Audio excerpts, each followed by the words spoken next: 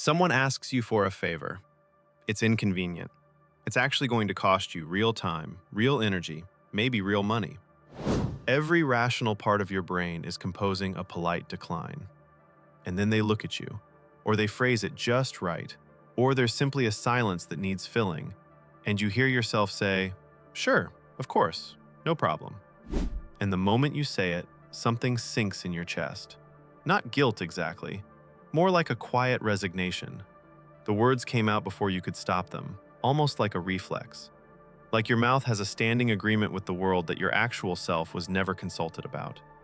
And here's what everyone around you will say about this: that you're kind, that you're generous, that you're such a good friend, such a reliable colleague, such a wonderful person to have around.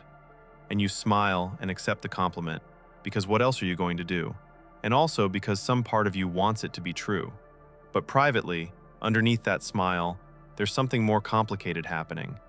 Exhaustion. A faint resentment you immediately feel guilty for. A growing sense that you're living a life that's somehow everyone else's before it's yours. The inability to say no is usually framed as a virtue with a minor inconvenience attached. Today, I want to argue that it's something much more worth understanding than that. Because what's actually driving it isn't kindness at all. It's fear. And the difference between those two things matters enormously. Let's start with what psychologists call fawn response. You've probably heard of fight, flight, and freeze, the three survival responses the nervous system deploys when it perceives threat. But there is a fourth, described by therapist Pete Walker, that gets far less attention: fawn.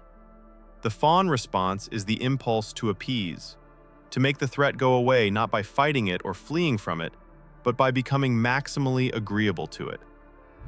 By making yourself useful, pleasant, unproblematic, easy. By giving people what they want before they can become dangerous. This response, like all survival responses, was once genuinely adaptive.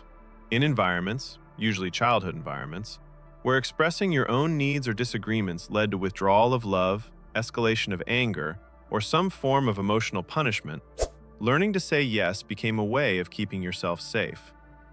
The child who made themselves agreeable got warmth. The child who pushed back got coldness or conflict, or the particular terror of feeling like they might lose the relationship entirely. The nervous system took notes. It learned compliance equals safety. Boundaries equal danger. That was useful once. The problem is that the nervous system doesn't automatically update its files when the environment changes. You grow up, you leave the original situation, but the wiring remains. And so you carry this ancient agreement, say yes, stay safe, keep the peace, into a world where the original threat no longer exists. Your adult brain knows you won't lose your job for declining to cover a colleague's shift. Your nervous system isn't so sure. There's also something called rejection sensitivity, a trait that researchers have studied extensively, particularly in people with anxiety and ADHD, though it shows up broadly across the population. Rejection-sensitive people don't just dislike being turned down or disapproved of. They experience it with a disproportionate emotional intensity that feels, in the moment, catastrophically threatening. A single expression of disappointment on someone's face can register internally like a 5-alarm emergency. And when you're wired this way, saying no doesn't feel like a minor social transaction. It feels like detonating something. It feels like the relationship might not survive it. So you do the math, unconsciously and instantly, and the math always comes out the same way. The cost of yes is inconvenience to me. The cost of no is potentially losing this person, this warmth, this sense of being okay in their eyes. An inconvenience to yourself, when you spent a lifetime deprioritizing your own comfort, feels like a far smaller price than the other one. This is why telling people pleasers to just say no is about as useful as telling someone with a fear of heights to just look down. The advice isn't wrong, it's just addressing the symptom while the mechanism underneath keeps running. And then there's identity. Because for many chronic yes-sayers, being needed isn't just a byproduct of their behavior, it's the organizing principle of their self-worth. Over time, being the person who always helps, always shows up, always comes through, becomes the answer to the question, who am I? Take away the helping, and something vertiginous opens up. If I'm not the one who makes things easier for everyone, what exactly am I? What's left? Psychologists sometimes call this contingent self-worth, the experience of your value as a person being dependent on external conditions rather than unconditional. People with contingent self-worth don't feel inherently okay. They feel okay when they've earned it, when they've been useful enough, agreeable enough, needed enough. And the problem with earned okayness is that it's never permanently secured. You have to keep earning it. Every request is another opportunity to confirm your worth, and every potential no is a risk of losing it. This creates a peculiar exhaustion that's hard to explain to people who don't experience it. It's not just the physical tiredness of doing too much for too many people. It's the psychic weight of a self that is constantly outsourced. A self that exists primarily in relation to what it can give. There's a kind of hollowness that develops at the center of that life. A creeping sense that you've been so busy being what everyone needs that you've never quite figured out what you actually are when nobody needs anything. There's a wonderful piece of research from the University of California that found something counterintuitive about saying no.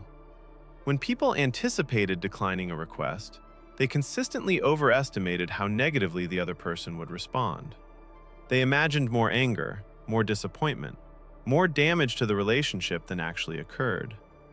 In reality, when they did say no, the response was almost always milder than feared.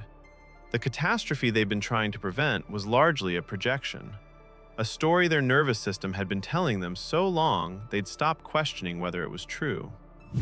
This matters because so much of the yes reflex is maintained by an imagined consequence. The actual consequence, when people finally test it, turns out to be survivable. Often it turns out to be nothing. And sometimes, perhaps most interestingly, it turns out to earn more respect, not less. Because people, as much as they appreciate someone who always says yes, also sense something slightly off about it. There's a flatness to unconditional availability. A no, offered clearly and without apology, communicates that a yes actually means something, that this person has a self, that their time and energy are real. Here's the reframe I want to offer, and I want to offer it carefully because it matters.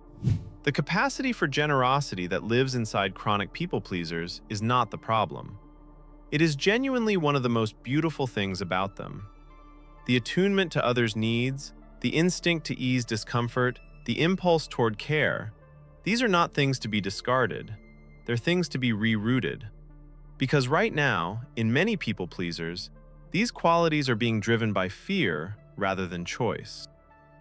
And the difference between helping someone because you genuinely want to and helping someone because you're terrified of what happens if you don't is the difference between generosity and self-erasure.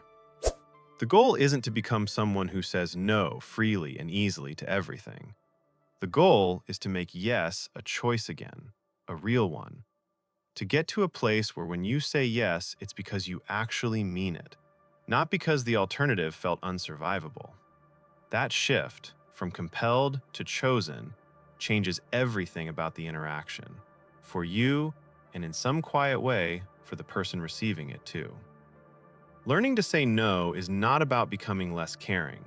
It's about becoming more honest, more present, more actually yourself in the room rather than a function the room is using. And the people worth keeping in your life will not only survive that, they'll eventually be grateful for it. If this landed somewhere real for you, I'd genuinely love to know in the comments. Whether it's a pattern you're in the middle of, something you've worked through, or a person you recognize in this description, those conversations matter. And if you want to keep exploring the quieter mechanics of why we do what we do, stick around. There's always more to understand.